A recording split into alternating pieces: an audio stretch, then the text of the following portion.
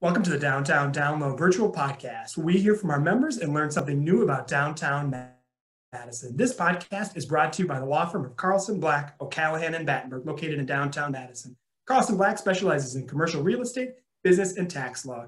Carlson Black is proud to represent many DMI members in helping to create a vibrant and inclusive downtown. Welcome to another version of the Downtown Download. We are very excited. We have a very timely conversation today about Winter is Alive, which is a cooler world carnival. It's a multidisciplinary event fusing art and spectacle to revision climate change and active global relationships. It is a really cool festival happening right now as we speak throughout the metro area. We are excited today to have two participants and two pioneers in this really cool festival. We first have artist Glenn Williams, who is an associate professor of sculpture at University of Wisconsin-Milwaukee, who is one of the artists of a sculpture called ICU, which is located at the Art and Lit Lab there on East Washington. We also have Claire Leching, who is the executive director of Sustain Data, one of the leading partners in this great project. Hello, Claire. Hello, Glenn. How are you guys today? Hello, I'm doing well. Hi, good morning, Jason. Well, this is an amazing idea. I just think this Winter is Alive concept of bringing people outside, enjoying outdoor space, particularly this year with COVID, and then fusing it with understanding sustainability and the importance of understanding climate change is just a brilliant idea. Claire and Glenn, where did the idea for Winter is Alive come from?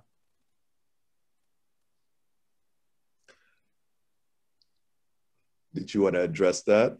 Glenn, why don't we start with you? That was my bad. I probably should have said who should answer the question. Glenn, you're up. Okay, well, I was brought into the process later. You know, it was an idea that was generated by Tamzy in collaboration with a number of people. So, you know, when I was brought into it was just kind of help draw the show. But, you know, I thought it was a wonderful idea, you know, the idea of kind of getting art out to the public, especially at this time when galleries are closed or we're restricting in terms of the number of people who can attend these organizations, to actually put the art in the public sphere in a safe and kind of fun way, which is amazing. So, you know, the idea really just kind of came together as this amazing gelling of so many different desires and hopes that people had. You know, Tamzy is an artist that moved to our community recently and had one piece that was approved by the Blank grant that the Madison Art Commission approves. And the one piece kind of talked about all these themes. And then she said, well, let's do more of these. Why should it just be my piece? And, you know, Karen Wolf of the Arts Commission said, yes, I've been thinking about this for years. Like, I want to do this. And so they, you know, they got together and they started brainstorming and collaborating. And then, like Glenn said, you know, other people in the network started hearing about this and connecting. And Sustain Dane was reached out to as kind of a well-established sustainability organization for the community. So, you know, can we add your oomph to this? So I think, you know, it is one of those things where the stars just all aligned, and we had these amazing collaborations between organizations and individuals that made it happen in a really fast timeline. And I think that's something that's also really impressive, how it went from, you know, conceptual idea in maybe November or December to it happened. Yeah, I was brought in around December, and then by February it was happening. I mean, it is remarkable, honestly, and it shows someone has an idea in this community and they can just run with it and take it. And I think it's really a cool testament to the people behind it. So kudos to both of you guys for making this a really important project, because to me, it really does combine these amazing things. I don't think we celebrate winter enough in our community and get outside and make sure we enjoy it. And as Glenn said, we're not able to see art in the same way under COVID because many of the museums and locations are closed. So you guys were able to bring this together. Was there inspiration? I heard that there was some from the St. Paul Winter Carnival and a few of these other festivals that do this type of work. Claire, is that true? That is true. That is true. You know, fortunately, Tamzy lived up in that area and was familiar with that. And with COVID, you know, we couldn't have small huts that people would be walking in, but a lot of that concept of art being outside and in winter and like you said, right, the love of this season. And we're fortunate to have this season in our area. So let's celebrate it. Yeah, you can say that this week as high a day as like, I don't know, you could say that 2 weeks ago as we were all enjoying. Okay, so art is the basis for this project. How many pieces total were there, and what locations were they throughout the metro area? So there were both pieces that were installed, and then there was also a whole virtual component to this. So gosh, the number, oh, I mean, we probably were approaching about 100 would be my guess, Glenn. I know you were on the jury, so you went through a lot of those pieces. Yeah, it was up there. You know, we looked at the installation work. And so, yeah, I would say that was at least 40 pieces there. And then in addition to all the other programming that in terms of like the projection, the video and performance pieces, yeah, probably close to 100 pieces.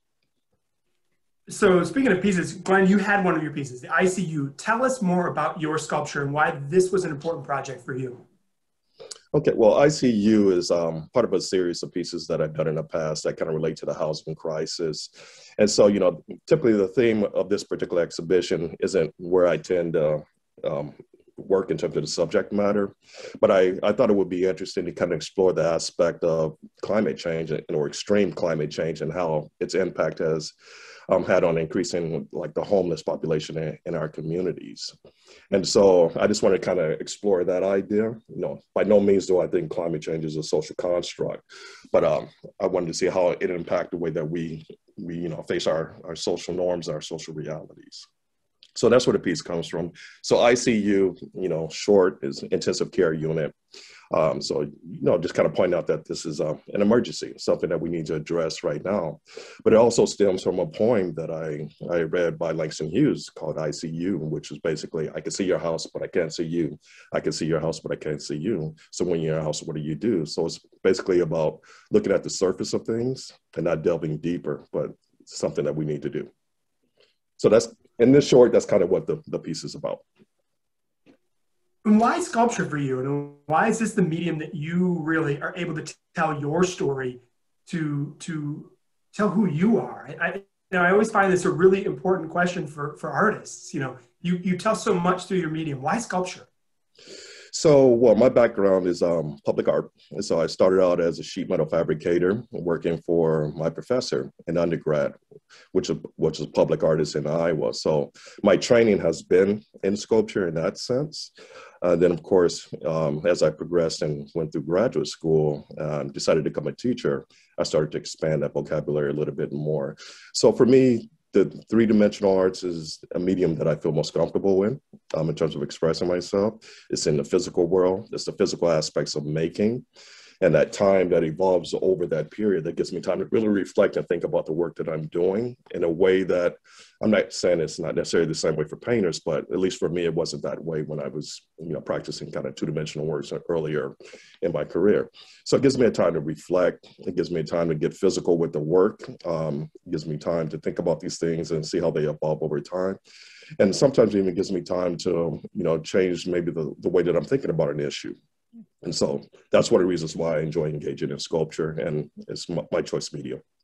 I'd love to hear more about your passion for public art. I think we saw this summer, particularly in downtown Madison, the power of public art with the paintings on the boards that were down State Street. And it was a new group of artists telling important stories. Why is public art so important now in this moment? Because it's immediate. You know, you can talk to the community without going through you know, a secondary source. And so, and it's right there, and people engage it. You know, people go to museums because they choose to, but, you know, public art, sometimes you're forced to engage these issues. You know, sometimes by choice, sometimes not by choice, but those conversations start. And at least for me, that's the power of public art.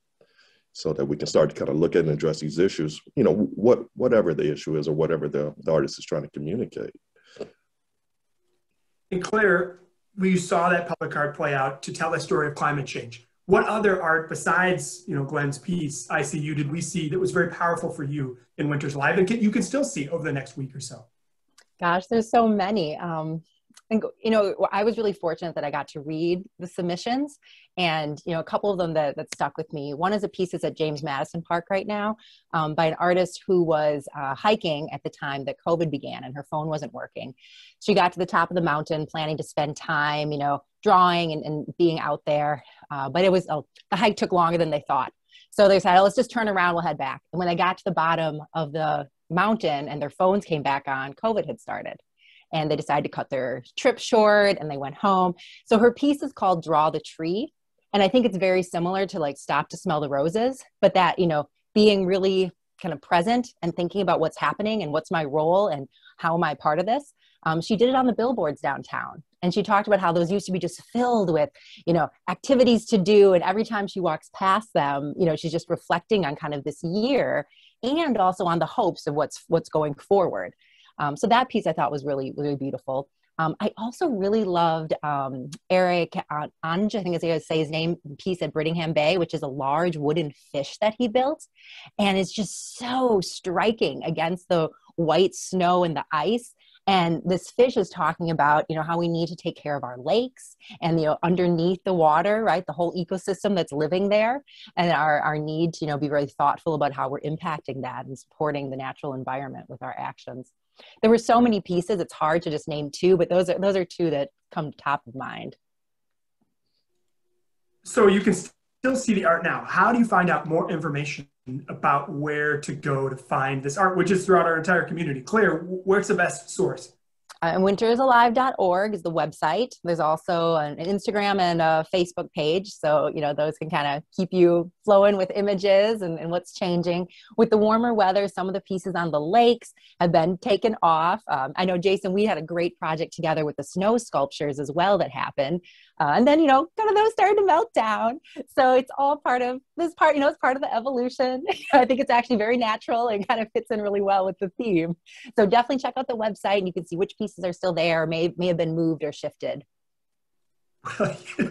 I'm laughing because we did this amazing project with Sustain Dane, our friends at the Bayview Foundation. Shout out to Lexi London and our great friends at Findorf, who I asked them, can you put together a snow mold for me? Can you create this? Something a large construction company doesn't always do, but thank you to the team at Findorf for doing that. The project started at about 10 below. The sculptures were great. They were beautiful. They were drawings from kids at Bayview Foundation. And then about 10 days in, the temperature started to warm and they just started to melt down, which was really, really tough. Okay, from both environmental advocate like you, Claire, and Glenn, an artist, what do you see as the future of Winters Alive? Can we see this next year? Is there a possibility of seeing this in a bigger fashion and really exploring and loving winter and exploring these different topics? I would hope so. And Glenn, you want to go first? Yeah, no, I would hope so. I think it got off to a good start. I was amazed at the participation and the number of organizations who got on board with the project. So, I'm hoping that it will continue in the future. And I think, through word of mouth, and we can get more artists involved in the process. And so, yeah, I'm looking forward, hopefully if Tamsi stays around, along with Karen, that it continues. Yeah, I think we really saw that people want this type of activity, right? They want to be outside. Art, like you said, Glenn, right? It has so much meaning, either if you intentionally went to it or if you came upon it. And that's something that I think our community wants to continue. So fingers crossed, we'll see it happening next year. I love it. All right. Normally, we would not do this with two people, but we're going to do it. The Fast and Furious five rapid fire questions. I didn't tell you about this in advance. Sorry. Just whatever, we're going to ask whatever question, whatever comes to your mind. It's a good way to get to know you.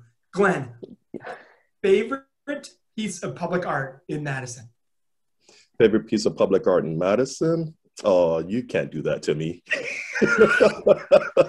You should just say your own. I see you right now. I'm going to say all of them. Those are my friends. All right, fair enough. Claire. That is a not fair question. You're right. Claire, what is your favorite nature walk to reconnect with nature in Madison? I think probably behind Edgewood College, where there's the boardwalk that goes out into the marsh. That's a good answer. All right, Glenn, someone that's from Madison and Milwaukee, you spend both of your time. What is your one favorite food item in each of the two downtowns? Your go-to? Okay, so in Madison, I'm gonna say Baraka. In Milwaukee, Thai House. Oh, as a former Milwaukee person, now you're making me hungry. It's very early in the morning. Claire, what's your favorite Madison park? Another tricky question for you, because Claire worked for the Parks Department for a long time. I think Brittingham Park is probably my favorite right now, and it will shift and change, but I love the accessible playground. It's so easy to spend time by the water, and then how it meanders, down to downtown. It goes past the boathouses. Yeah, honestly, I have to say a huge kudos to the team with the unbelievably accessible playground. I think it's such an important project to get every kid out there to play. All right, last question for you, Glenn. The sculptures behind you are amazing. Please tell us. Well, those are sculptures by one of my former students, Katie Flowers. She was one of my first students when I first started teaching. And after she graduated, she actually went to the graduate program at UW Milwaukee for a few years. And then these are two of the sculptures she gifted me once she finished undergrad. So, yeah. Yeah, two of my favorite sculptures. There we go. Two of my favorite sculptures in Madison. Glenn, a great answer.